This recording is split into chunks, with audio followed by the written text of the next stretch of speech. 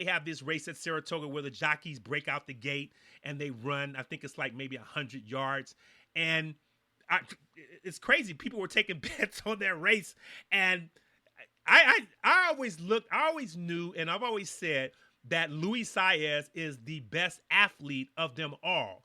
And when they had that race, the race wasn't even close. It was like Summer Colony back in Saratoga, like maybe 15 years ago when he won that race by 32 lengths, right?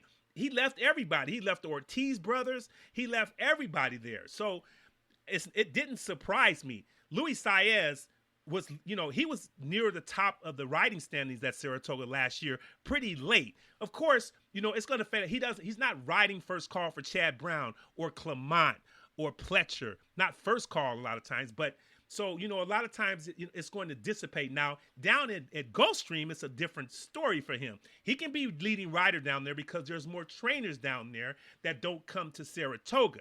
But at Saratoga, he's going to probably be entrenched in the third or fourth spot. No worse than that. He's going to be behind the Ortiz brothers. He'll probably finish ahead of Rosario this year. He's getting back on his game. He is the strongest rider that we have probably in the country, along with Joel. I think he's even stronger than Joel. And he knows this course. He rides this track really, really well, and he works hard. So I look for Luis Saez to have a big meet. Like I said, I don't see him no worse than fourth this season. Javier Castellano, he came back from an injury this year, getting his business back for a while anyway. I don't know what it is on this very day, but for a while, 2 years ago, he was riding first call for Chad Brown. Even though Irad was, riding a lot for Chad Brown, Irad was taking a lot of horses for Jason Service. So, by splitting that and other riders, other trainers he was riding for, Javier was first call. Horses like Flincher and other dominant runners like that. Now I know Irad rode Lady Eli, but that's just the mount he got. But now I think Chad has gone mainly to Irad, but Javier still takes a lot of mounts for Chad. I don't see Javier. I don't see him being leading rider anymore at Saratoga because of the pressures of the meet. I think this is basically for the next 5 years. This is going to be a Ortiz brother and Luis Saez thing. I think, last year Javier had, 26 wins. Now he had a very, very slow start, picked it up. But like I said, I don't think he's in the business, especially at Saratoga, for winning jockey titles anymore. So, but he will be competitive, especially on Chad Brown horses. So, like I said, I look somewhere between a 5th and 6th place finish, just like last year for Javier Castellano. Jose Lescano just came back from an injury, and I was watching the races last week, and he fell off a horse at the gate, got up, said he was fine, rode the race, and then didn't feel so fine and took off the next mount and the remainder of that day. So I don't know how he's feeling this moment, but he should be nice and fresh when Saratoga starts here in about 13 or 14 days. Now, he's obviously taking first call for Linda Rice. Now, we know the situation with Linda Rice. I don't know how prevalent her horses are going to be at Saratoga. I know one time when she won that particular meet, she was money at 5.5 furlong races on the grass. And Lescano is known as a outstanding turf rider. But like I said, I don't know what type of stock Linda's going to have based on her situation that she's appealing this suspension. And like I said, so, Linda has went to some other riders besides Jose for a long, long time. She used her nephew-in-law,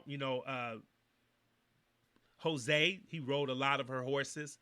And she uses Manny Franco sometimes, but she almost exclusively went to Lescano.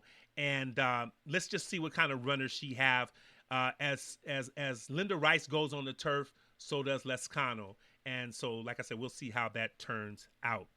I want to mention Manny Franco. Manny Franco at Saratoga. He's a different rider at Saratoga.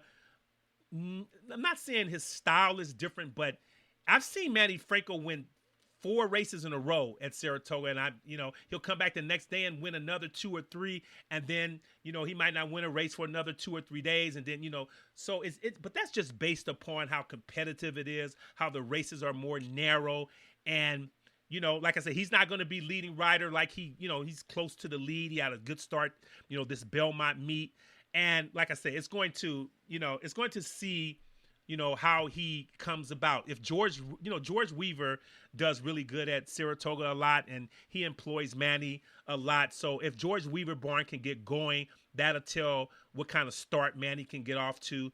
Manny's been riding for Chad Brown some, but that's because, Irad's been hurt or Javier's been out of town somewhere. So let's see if Manny, who's aired on some of those Chad Brown horses, can come back and keep those mounts for Chad Brown, and that's going to enhance his win total at Saratoga this summer.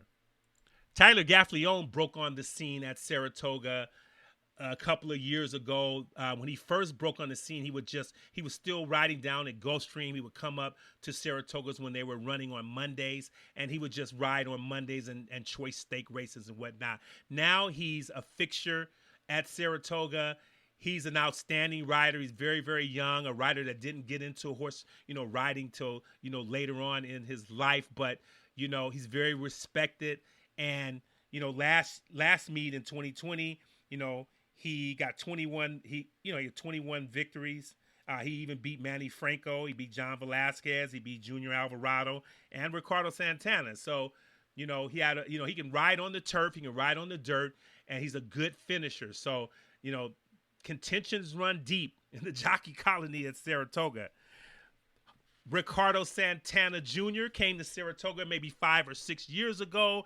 I think he talked it over with his agent. He talked it over with Asmussen, and he says, he's 23 years old at the time. He's doing his work over at at Oaklawn, Churchill Downs. Sometimes he goes to Remington for big stakes races or Lone Star, but then he wanted to come up and tackle the big boys, and he broke out the gate like a shot, like a cannonball. He was great. Everything he was jumping on was winning. He started getting mounts and mounts and mounts.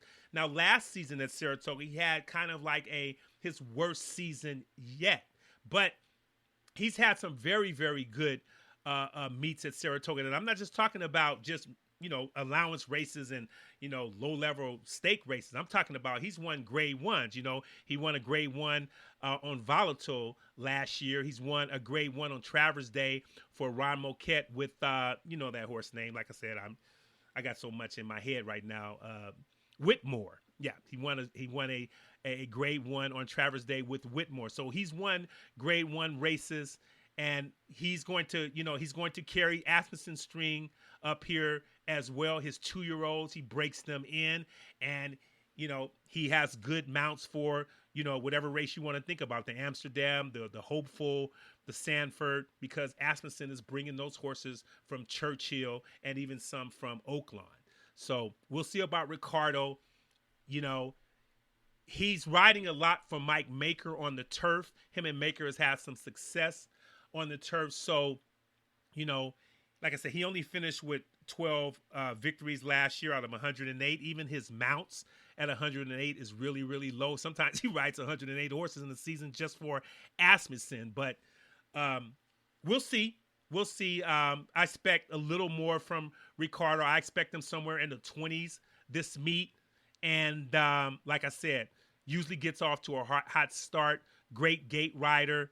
And so, with Kendrick Carmouche out, some of these riders maybe who are not on the win level as the Ortiz brothers or Luis Saez will start to pick up some of these other mounts and enhance their business.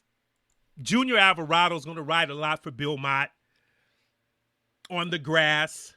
Mott is not notorious for his first-time starters, but of late he has been. When I mean of late, the last year or two, there was a time when you can throw Mott out. First time, he would just spin the horses around the track for a view, and now you have to watch out. Junior Alvarado is on him. You have to be careful, like I say, especially if it's on the grass. Let me see. I want to mention Kendrick is out. you got your Dylan Davises, your Eric Concells. David Cohen is going to obviously ride for Robertino Diodoro. Diodoro brings a string to Saratoga. He's strung together some good races. Probably going to win about 7 or 8 races during the meet. No, nothing in the stake variety, but he might get something in a minor stake races. When I said stake races, like I said, greatest stakes races, you're not going to see Diodoro maybe get bust through at Saratoga, but he probably will. He can get you a minor stake or two or some type of stake in the restricted nature. I want to cover a few trainers here. I'm not going to go through all of them. I mean, we know Chad Brown. For a minute, I thought Chad Brown, when he won the Saratoga title for the first time, and I saw Pletcher, who doesn't have turf runners, basically, kind of like Baffert. He's pretty much a dirt trainer. And Chad Brown just dominates grass races here at Saratoga. I thought that Chad Brown was going to be, a runaway winner of the trainer title for years to come. But now Todd has made a miraculous comeback. He's getting a lot of good older horses. He always has good 2-year-olds.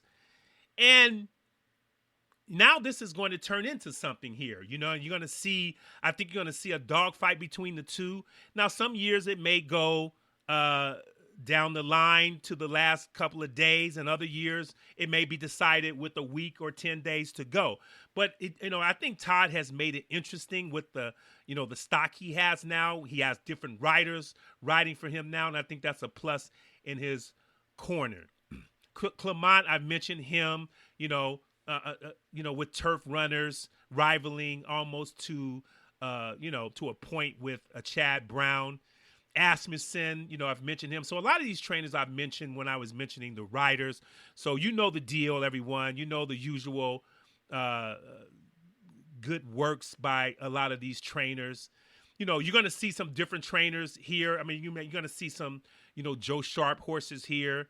You're going to even see some Brad Cox horses here.